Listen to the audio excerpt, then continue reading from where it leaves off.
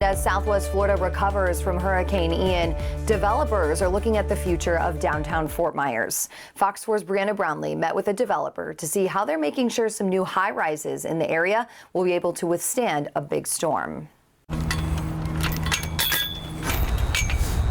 Walking around the empty lot where the Irving, a multifamily high-rise with 98 units, will be. Hurricane Ian is still fresh on everybody's mind. Hurricane Ian still lingers for development companies who are bringing high-rises near the Caloosahatchee River. So all of these power lines that you see on Bay Street and Lee Street will hopefully be going underground. Ryan Anderson, the vice president of development of the Alzada company, compared the constructions for high-rises from years ago to now. His building is currently permitted under the 2020 Florida Building Code because the update won't go into effect until mid-2024.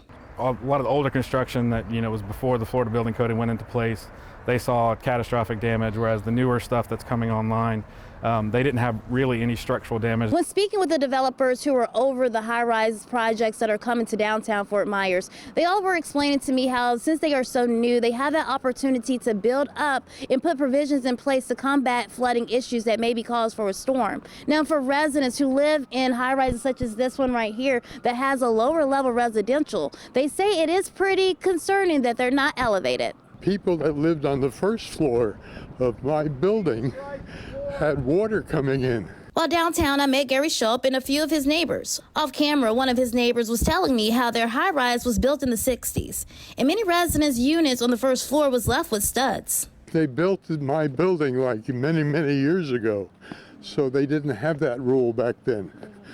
That's probably a good idea, especially around here.